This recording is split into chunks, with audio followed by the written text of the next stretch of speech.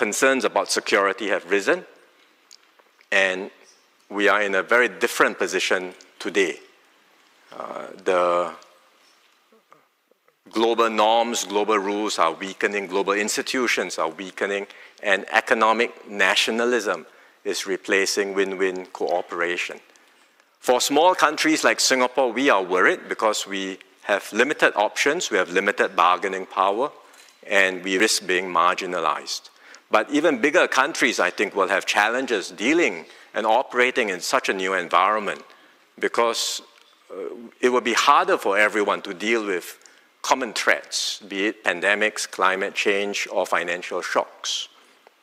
So I think our response has to be collectively to try and still harness forces that will bring people together, promote integration, bring down barriers, and strengthen multilateralism. Multilateralism that is more resilient, more inclusive, and better suited to the realities of our time. So Singapore will do our part in this endeavor, whether it's forging partnerships, updating global rules, or advancing dialogue, working together with partners like the WEF.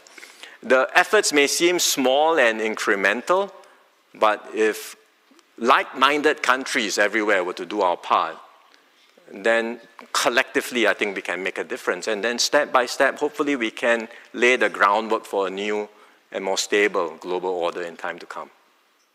Thank you. I think Prime Minister deserves an applause for that. Picking up on your last point, what kind of order or more stable system could we foresee in the future? I think we had one world order after the Cold War, and that order is not really there anymore, but we don't know what is coming. The Premier lead this morning said we have to avoid the law of the jungle, or the jungle growing back.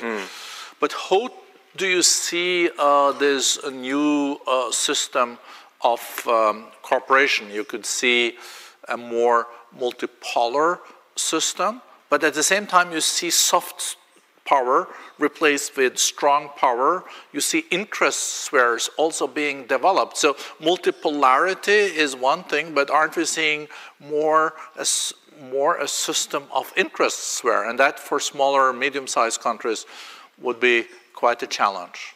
It is going to be a challenge. I think, frankly, no one knows what this new order will look like. It's still very early days. We are in a period of transition and a period of evolution.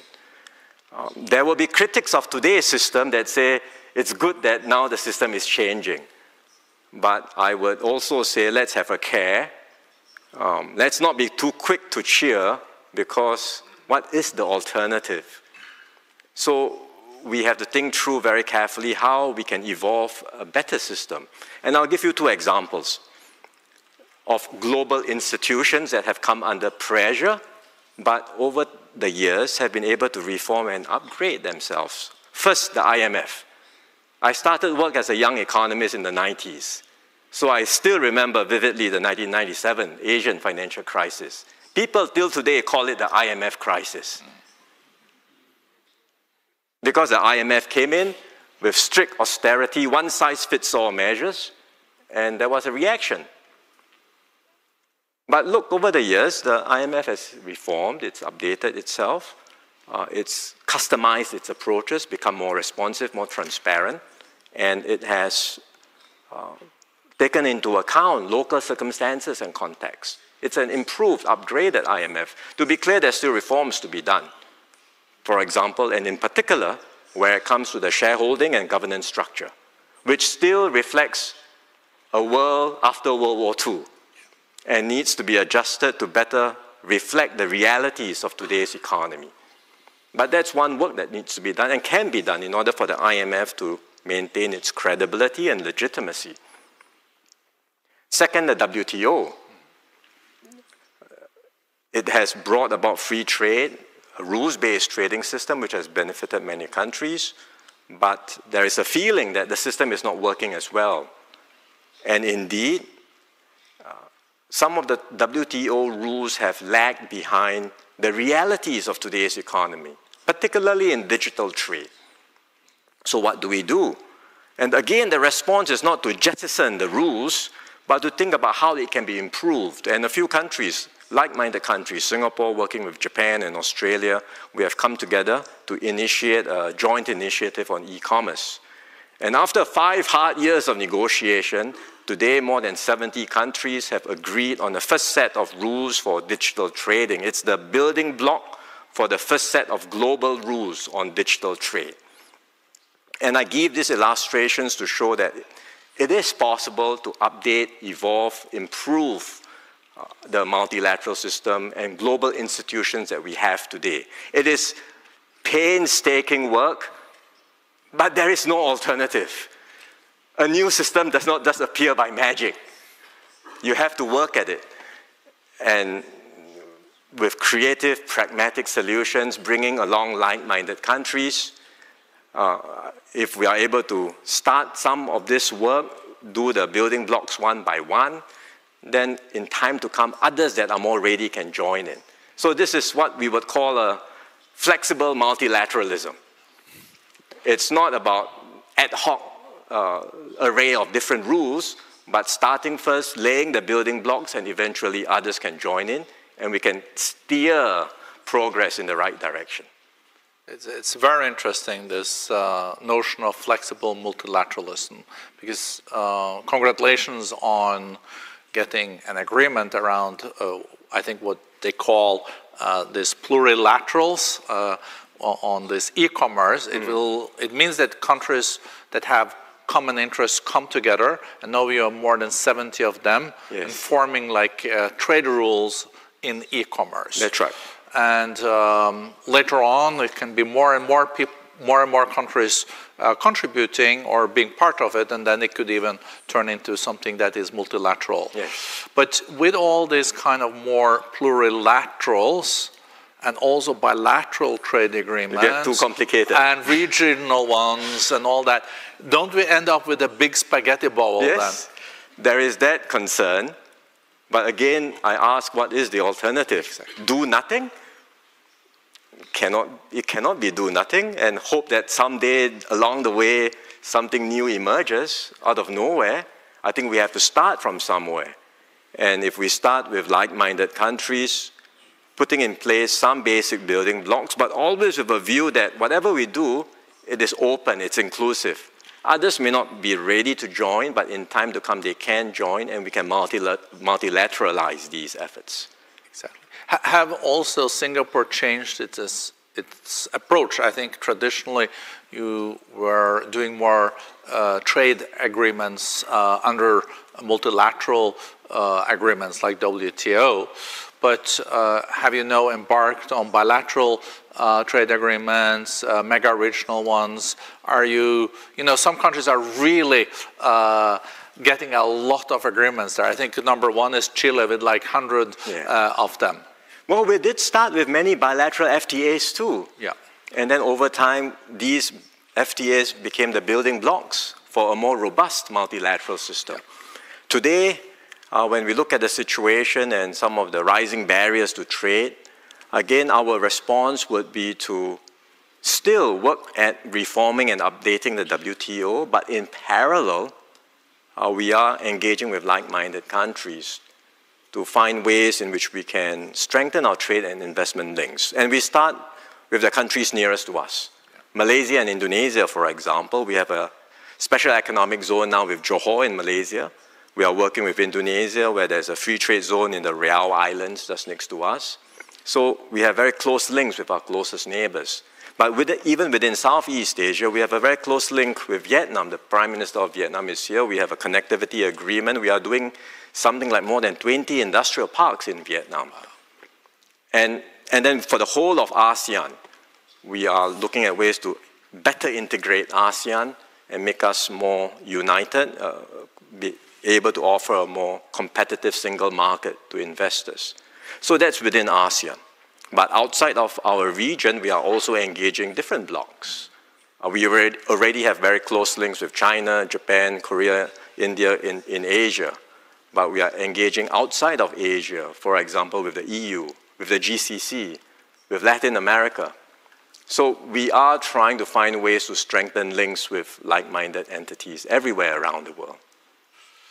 If you look at global economy, we've seen that the growth this year was expected 3.2, then it was revised to 2.8, yes. now to 2.5. Some have revised it down even to 2.3. Yeah. And WTO said the other day that on goods, they even expect maybe a contraction yes. of 1.5%. So trade used to be the driver of growth. I guess we need to find a different driver of growth moving forward. Could that be the new technologies? Could it replace trade? And how fundamental is the changing also on the trading landscape and the economic landscape? How do we avoid a sluggish growth for a decade to come like in the 70s? I think trade will still exist. There is a move towards security, resilience, greater self-sufficiency, but frankly, no one can be completely self-sufficient. Trade will still be around. Maybe it will not grow as much as it used to, but I believe there will still be trade, but the patterns of trade will change and evolve. Different supply chains, different configurations, and for Singapore, we just want to remain competitive and relevant and stay at the center of these evolving trade links. So trade remains relevant, but changing patterns. Technology will be a new driver, I'm quite sure of that. I think the move towards sustainability will also be another driver. We all want to decarbonize, we want to get to net zero, we will need to harness new sources of clean and renewable power. We need to decarbonize industries. So both technology, new technologies, especially digital technologies and sustainability will, I think, will power the economy of the future.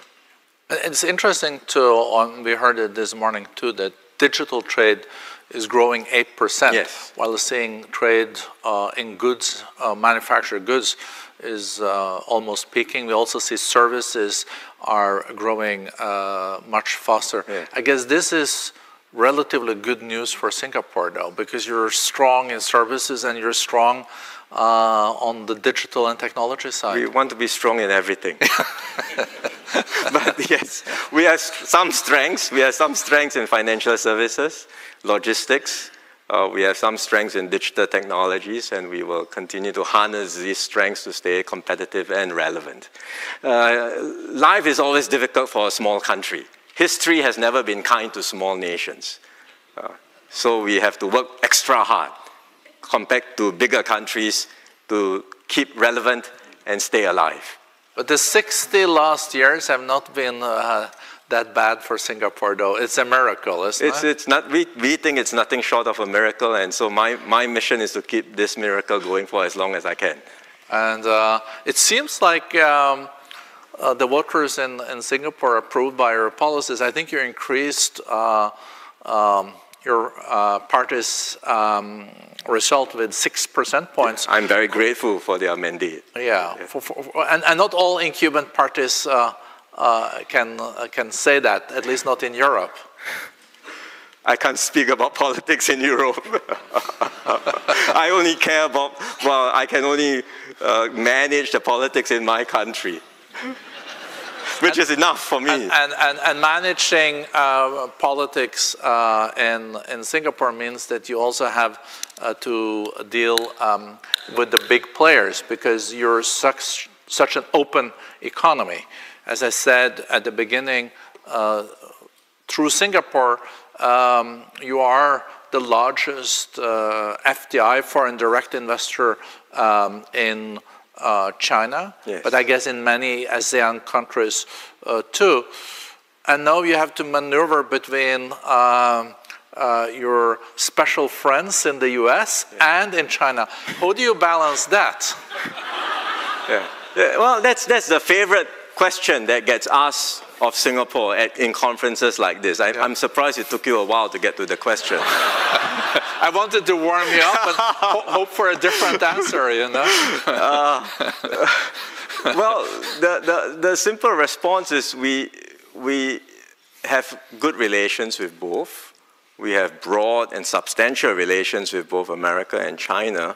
And I know everyone monitors and tracks what we say and what we do very closely, trying to parse every hidden meaning behind every word, behind every action, whether we are moving closer to one or the other. But that's not how we look at things. That's not the way we approach it. And because currently we are in China too, so. Yeah, I know. And maybe tomorrow when I'm in America, then they think differently.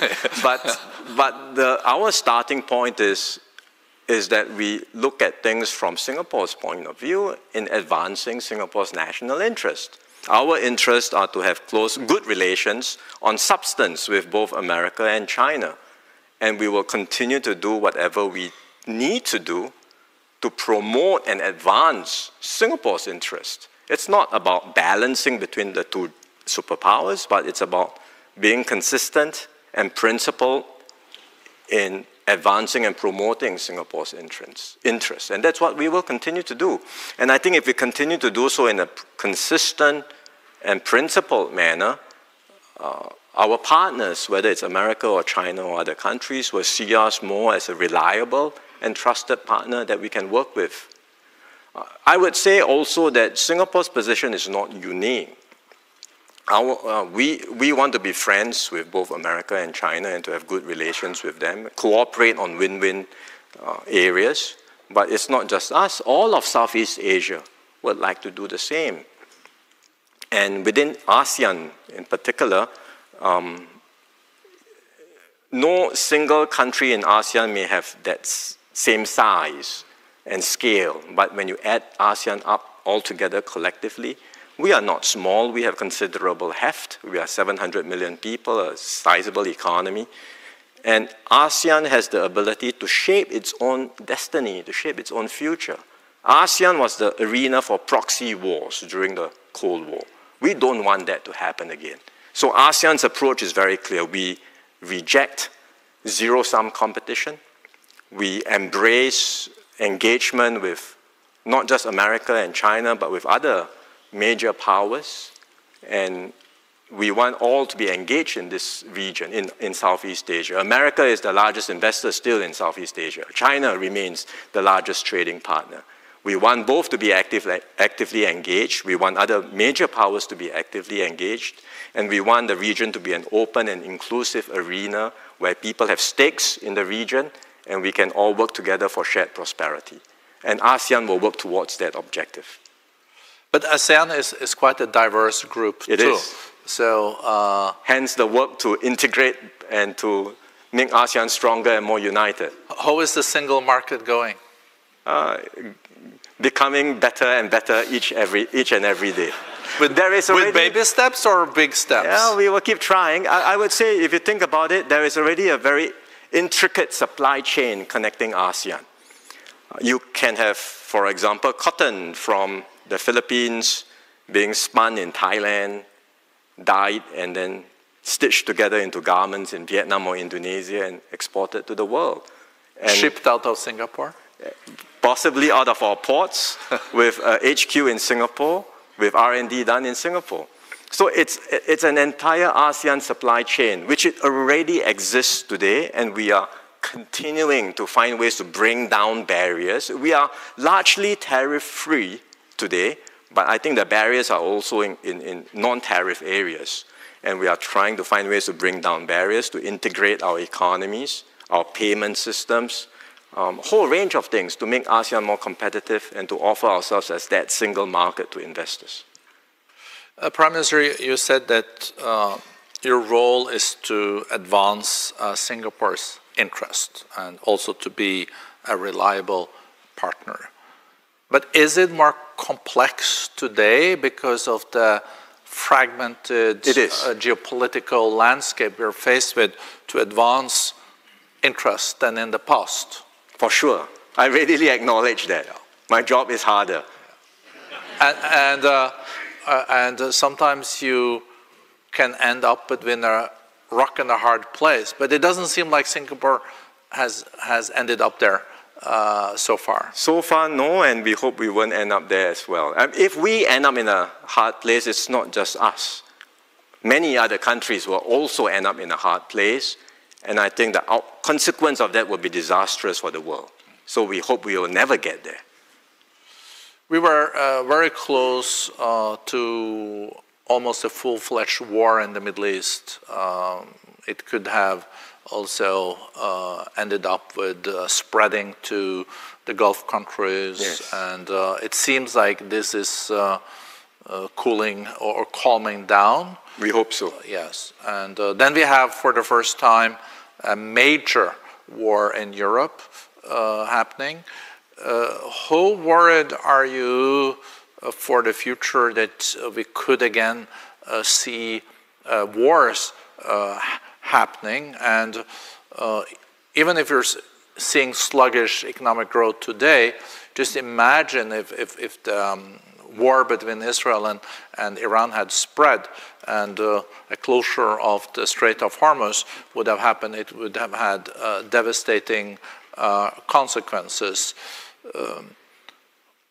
What can we do to mitigate the risks? And the NATO meeting is happening now, and they're increasing their aspirations to 5% of GDP to the military. Yeah. Who would have thought that? It was controversial. Last time I was at the NATO meeting, it was controversial to go up to 2%. Yes. As I said just now, it's a different world because the accumulation of discontent against globalization, as well as a combination of recent experiences with COVID and security concerns have led to a situation where today security is a paramount concern of many countries. And so it's not just about military spending, it's about more resilient, more secure supply chains, for fear that along the way, if something were to happen, if push comes to shove, I need the supplies, but it's not forthcoming. And no country wants to end up in that position. So it's understandable that countries are concerned, governments are concerned, and responding to this concern. But I think we should have a care about abandoning the concept of economic integration, because integration cannot guarantee peace, but I think it certainly gives us a better chance for peace than a me-first approach. The more countries prioritize their own private national interest and allow the common global or shared interest to go down the drain, the more we will all be worse off. That lesson is so clear from history. So let's not repeat the mistakes of history. I think that's it's a very important reminder. Coming back to the tariffs and trade, what has your dialogue with the U.S. administration been so far? What is Singapore faced with? Oh, we got 10% tariffs. That is relatively a good deal, though, isn't it? Oh. I heard about 140%, but I think that's no 50, isn't it? Well, if you look at the facts, we have an FTA with America. America has a surplus with us. So on the basis of the FTA and the fact on the trade balance, we should have a 0 tariff, not a 10% tariff. But I think America has decided that 10% is their baseline tariff, and they are probably not going to go below 10%. So we have been engaging the officials, but that I think is their sort of mindset at this stage. But I know that other ASEAN countries have higher tariffs than us, and they have been also engaging their American counterparts. And we hope in time to come, when America makes a decision on the reciprocal tariffs, that it will be able to bring them down, at least closer to 10%, if not 10%. If indeed 10% is going to be the baseline applied to all countries. And I think it's also important to remind ourselves that, we're getting used to 10%, but this is still very high. It's 3 times higher than it used to be on average from the US. So it's already quite substantial. That's why I've said that we are in a new era where there will be more barriers to trade. And we have to accept these realities, not that we think it's a good idea, but these are the realities that we have to work with. And in the meanwhile, countries that would like to promote and advance the agenda for free trade should come together and work in different formats, different platforms, whether regional or plurilateral platforms, to advance the agenda for free trade. And Singapore will be the first to lead the charge on this. You know, Singapore has always been at the forefront also when it comes to technology. Just go to the port of Singapore and it is just mind-boggling what you're faced with. With Gen AI, with the robotics, with the synthetic biology, with also now satellites, but also space. There is so much happening. Some people say it's the second industrial revolution. This is as big as the industrial revolution. You can see increase in productivity with 10% in the coming decade if you apply Gen AI in the right way. Could you, when we're getting now at the end of this dialogue, say something about how do you assess the magnitude and the paradigm shift we're faced with in these technologies, and how do you position your own country to be at the forefront? We think it's a major game changer. AI will be a major game changer. We, like all countries, would like to harness the benefits of technologies and AI to push the frontiers of our economy, raise productivity, and improve the lives of our people. But I would say that our focus is not just on what happens at the leading edge. There is a lot of media attention on where are the breakthroughs, which are the next unicorns, which are the next big, when will we get AGI, to materialize? All these are important conversations, no doubt. Or a DeepSeek in Singapore. Maybe, but we would like to harness AI in a different way, which is to make sure that the benefits are broad-based. Get every Singaporean, every company to really make full use of technology to improve and uplift themselves. And I'll give a simple example. When we embarked on our computerization drive in the 1980s, we had very few computers. My family, we weren't rich enough to have a computer, but the government made computers easily accessible to every Singaporean in community centers so we could learn, get used to it. In school, we had a computer club. It was very popular. Many of us would go there to play computer games, no doubt. But along the way, we learned, and we got familiar. And it's not just at the top end. Everyone became familiar with computers very quickly, and we could harness computers and new technologies to improve our lives, to be more productive, and to transform society. In the same way with AI, let's not get too obsessed with what's happening at the cutting edge.